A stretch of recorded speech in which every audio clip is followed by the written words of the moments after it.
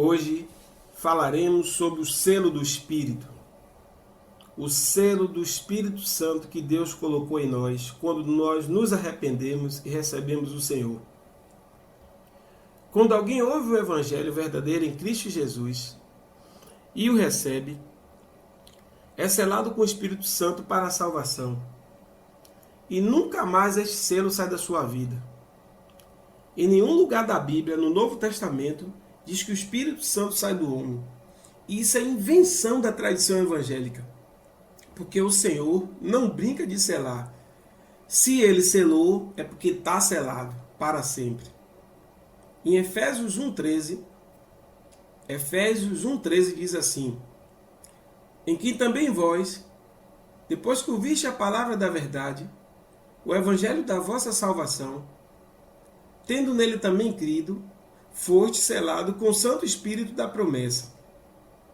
Então veja que depois que uma pessoa ouve a verdade, que ela se arrepende, que ela nasceu de novo, que ela foi convertida pelo Senhor, ela foi selada com o Espírito Santo da promessa. E esse Espírito lhe acompanhará, essa unção lhe acompanhará até a sua morte, ou até a volta de Cristo. Não tem como o Espírito Santo sair mais do homem. No Velho Testamento, o Espírito não era permanente no homem. Ele vinha sobre ele, realizava algo e saía novamente. O Espírito só foi realmente dado após a glorificação do Senhor Jesus. Em João 7,39 diz assim: isto ele disse com respeito ao Espírito que haviam de receber os que nele crescem. Pois o Espírito até aquele momento não fora dado, porque Jesus não havia sido ainda glorificado, tá vendo? Então, o Espírito Santo só foi dado como batismo após a morte e ressurreição do Senhor, que ele enviou o Espírito Santo como batismo. Antes disso, ninguém foi batizado com o Espírito Santo. João Batista, já do ventre materno, era cheio do Espírito. Isso quer dizer cheio da vontade de Deus. Ele era um profeta do Velho Testamento, não era batizado. Tanto é que no batismo nas águas do Senhor, desejou ser batizado por ele, né? Então foi o Senhor disse: eu que preciso do seu batismo. E o Senhor disse: não, deixa cumprir toda a justiça, deixa cumprir toda a lei. Incrível um negócio desse. A Bíblia diz que João Batista, já do ventre materno, era cheio do Espírito. E depois ele desejou ser batizado do Espírito, porque não era batizado ainda. Incrível um negócio desse. Uma prova de que o Espírito Santo está em nós é que no passado, quando não conhecíamos o Senhor, pecávamos, andávamos erradamente, não estávamos nem aí para os nossos erros. Mas agora, depois da conversão, depois de ter recebido o Senhor e o seu Espírito, se eventualmente pecarmos, se cometermos alguma injustiça, por mais pequenininha que ela seja, logo nos entristecemos. E isso é uma das provas de que o Espírito Santo habita em nós. É por isso que a gente se entristece. Se você for ver em Efésios 4,30 diz: e não entristeçais o Espírito de Deus, nos quais foi selado para o dia da redenção. Olha, a redenção, salvação. E não entristeçais o Espírito de Deus, no qual foi selado para o dia da redenção. Ou seja, nós podemos entristecer o Espírito? Podemos, porque ele está em nós. Então, se nós entristecemos o Espírito, nós entristecemos junto com ele. Então, esse é o motivo de nós cuidarmos, de não entristecer o Espírito. Mas ele vai sair da gente? Não. Ele vai ficar lá dentro trabalhando para que nós possamos voltar à alegria do Senhor. Este selo é para sempre na nossa vida. Porque foi o próprio Deus que nos preparou para isso. Se você for ver 2 Coríntios 5,5, 2 Coríntios 5,5 diz assim: ora, foi o próprio Deus que nos preparou para isso, outorgando-nos o penhor do Espírito. Olha que palavra. Outorgando-nos o penhor do Espírito. Duas palavras para a gente falar aí: outorgando-nos e penhor. O que é outorgar?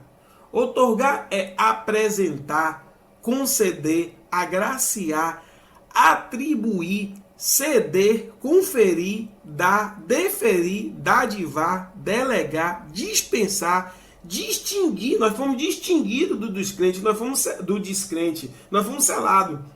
Fadar, oferecer, ofertar, aceitar, anuir, aprovar, concordar, apoiar, acordar, abonar. O que nós queremos mais? O que é que nós queremos mais? Se a palavra diz que o Senhor outorgou, nos deu, nos agraciou com o seu Espírito. A outra palavra é penhor. Penhor significa calção, depósito, fiança, garantia. Aí os irmãos dizem, poxa, mas o que é que eu quero dizer com isso? Veja bem, quando uma pessoa penhora um bem de valor no banco, ela recebe o dinheiro, deixa o bem penhorado. Quando ela volta ao banco, paga o valor do dinheiro pego e resgata o seu bem. Assim aconteceu conosco. O Senhor colocou o penhor do Espírito em nós, tomou como valor a vida do seu Filho. Quando voltar, resgatará de volta seu penhor, que é o Espírito. E nós iremos junto com ele em louvor da sua glória. Efésios 1,14.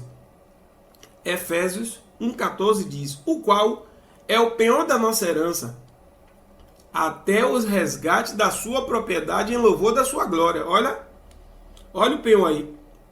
O qual é o penhor da nossa herança. Nossa herança é a vida de Cristo, até o resgate da sua propriedade em louvor da sua glória. Deus fez essas coisas para nos confirmar a salvação em Cristo Jesus, ungido-nos com seu selo. Em 2 Coríntios 1,22. 2 Coríntios 1,22 diz assim, mas aquele que nos confirma convosco em Cristo e nos ungiu é Deus, que também nos selou, olha o selo de novo, que também nos selou e nos deu o penhor do Espírito em nosso coração de novo. Olha o penhor de novo aí, olha o selo e olha o penhor de novo. Tá vendo? Paulo, o apóstolo Paulo falava, ele cria no depósito, o penhor na vida dele que o Senhor fez nele, ele cria nisso.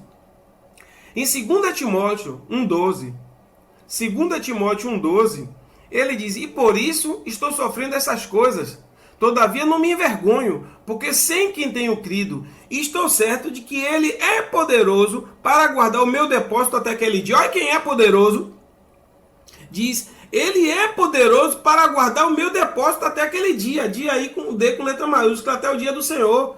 Então, Paulo diz, ele que é poderoso para guardar o meu depósito, não somos nós que somos poderosos. Por que ele dizia isso? Porque em Romanos 11:29 diz assim, que os dons e a vocação de Deus são irrevogáveis. Então, os dons e a vocação de Deus são irrevogáveis na nossa vida. Que dons? O dom do Espírito, o dom da salvação. Que depósito é esse que Paulo fala? O penhor do Espírito que está em nossa vida. É verdade que esse selo é para sempre, porque os dons e a vocação são irrevogáveis. Né? Em nenhum lugar da Bíblia diz que o Espírito Santo sai de nós, pelo contrário, diz que somos selados e penhorados. Agora, tem um detalhe, né? O apóstolo Paulo faz uma advertência em 1 Tessalonicenses 5,19. 1 Tessalonicenses 5,19, ele diz, não apagueis o Espírito. Vamos lá falar o que é isso. Amado, o Espírito não é uma lâmpada que você chega ali e apaga. O Espírito é uma pessoa, o Espírito é Deus, o Espírito é o Senhor Jesus, é o Espírito Santo que nos foi dado. Apagar o Espírito quer dizer não deixar a nossa carne comandar nossas ações, não é não andar na carne. Por isso o apóstolo Paulo em Gálatas 5,16 diz, para a gente andar no Espírito e jamais satisfaremos a vontade da carne, porque a carne milita contra o Espírito e o Espírito contra a carne. Então, se nós começarmos a andar na carne, nós estamos procurando apagar os feitos do Espírito. Isso é muito. Não é que o Espírito saiu de nós. Você quer ver um exemplo bem claro disso, de um homem de Deus? Pedro, a Bíblia diz, Pedro, cheio do Espírito, Pedro foi lá, se levantou, pregou arrependimento, 4.000 pessoas se converteu. Mas quando você vai lá no livro de Gálatas, Paulo diz que viu que Pedro se tornou repreensível e ficou com medo até de Tiago e dos irmãos que chegaram, porque ele andava como gentios, ensinava os gentios a andar como judeu. E Paulo diz que Pedro estava errado, era um homem de Deus, era um homem que a sombra de Pedro curava. Então Pedro, cheio do Espírito, se levantou, pregou, 4.000 pessoas se converteu. Mas depois Pedro ficou com medo de Tiago e dos irmãos, para que não visse, olha, Pedro está andando com os gentios aí, está comendo com eles. Um homem de Deus que deixou a sua carne comandar as ações dele. Então isso é tão simples de entender. Irmãos, essa coisa é tão séria de deixar a carne comandar a nossa vida, porque às vezes tem um irmão que se desvia, né? Entra numa situação de pecado, por causa de situações da vida, se decepciona com a esposa, se decepciona com o marido, se decepciona com pastores, se decepciona com o irmão. O que é que nós podemos fazer? É orar, é tentar compreender o que acontece com ele, para tentarmos ajudar. Mas o apóstolo João, em 1 João 5,16, diz o seguinte, 1 João 5,16 diz o seguinte, se alguém via seu irmão, cometer pecado não para a morte, pedirá a Deus e ele lhe dará vida aos que não pecam para a morte. Há pecado para a morte, e por isso não digo que rogue. Toda injustiça é pecado, e há pecado não para a morte. O que é que João está dizendo aqui? Ele pecou, deixou de ser irmão? Não. Se alguém via seu irmão cometer pecado não para a morte, depois há pecado para a morte. Como vemos, tem pecado que é para a morte. Às vezes o irmão se desvia, entra de cabeça no pecado, mas aí ele recebe a disciplina do Senhor e pode até morrer. Quem não tem revelação diz, pronto, morreu no pecado, foi para o inferno. Como é que sabe? Então, se você for Hebreus 12, 6, 7, Hebreus 12, 6, 7 diz assim, porque o Senhor corrige a quem ama e açoita todo filho a quem recebe. É para a disciplina que perseverais. Deus vos trata como filho. Pois que filho há que o pai não corrige? Então Deus tem que ter medida. Correção, disciplina e açoite. No açoite o camarada pode perder até a vida. Mas sabe lá o que aconteceu no último momento dele? Né? Não temos como julgar antes do tempo. Não temos como julgar antes do tempo quem morreu. Porque na última hora um filho, um eleito, um escolhido de Deus se arrepende e é salvo. Porque é o próprio Senhor que consegue o arrependimento. É Ele que consegue, não somos nós que queremos nos arrepender. Em Romanos 2,4 diz assim, ou despreza a riqueza da sua bondade e tolerância e longanimidade, ignorando que a bondade de Deus é que te conduz ao arrependimento. Olha, é a bondade de Deus que nos conduz ao arrependimento. Não é que nós fazemos a nossa própria justiça, é a bondade de Deus que nos conduz. A verdade é que se é ovelha, o Senhor vai buscar. Em Ezequiel 34,16, diz, a perdida buscarei, a desgarrada tornarei a trazer, a quebrada ligarei, e a enferma fortalecereis, mas a gorda e a forte destruirei, apacentá-la-ei com justiça. É o Senhor que vai buscar, não tem jeito. Porque em Mateus 12,31 diz, por isso vos declaro que todo pecado e blasfêmia serão perdoados aos homens, mas a blasfêmia contra o Espírito não será perdoado. Então, todo pecado vai ser perdoado. Então, o irmão me perguntou, mas não pode um filho de Deus blasfemar contra o Espírito? Nunca. Nunca. Ele pode se desviar, ele pode estar fazendo o que for lá fora. Ele nunca vai blasfemar contra o Espírito Santo.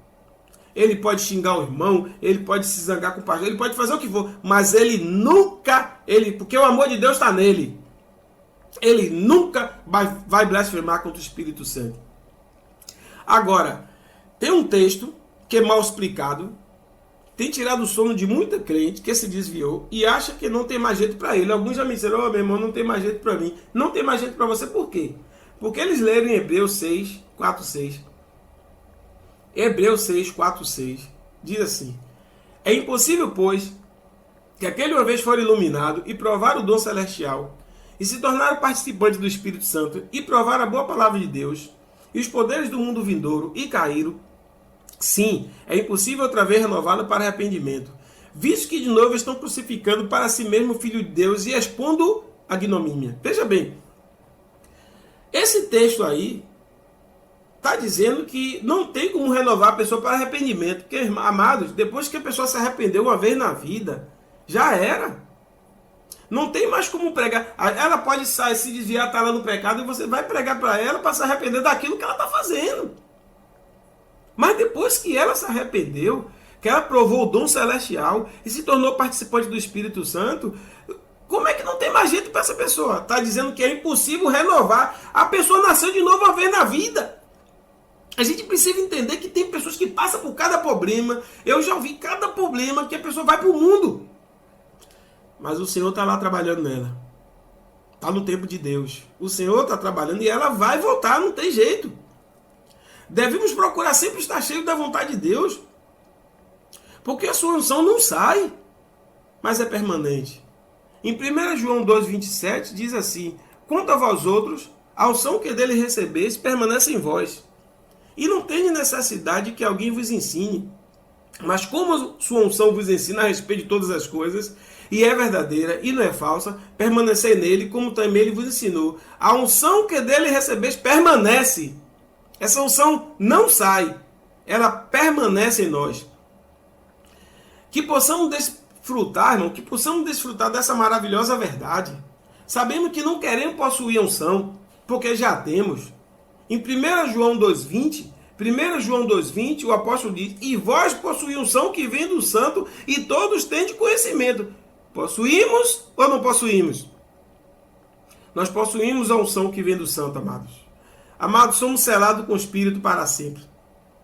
Isso nos garante a salvação, porque o Espírito sempre nos conduzirá a toda a verdade.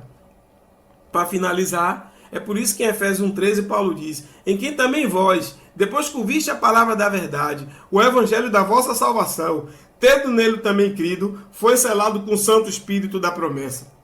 É por esse motivo que o apóstolo Paulo dizia, ele falava que cria que o Senhor era poderoso para guardar o seu depósito até o último dia. Amados, glória a Deus por isso e vivamos em paz. Se você tem interesse em compartilhar sobre a graça, entre em contato através do nosso Zap 719 87 76 44 97. A graça e a paz, em nome do Senhor Jesus. Amém.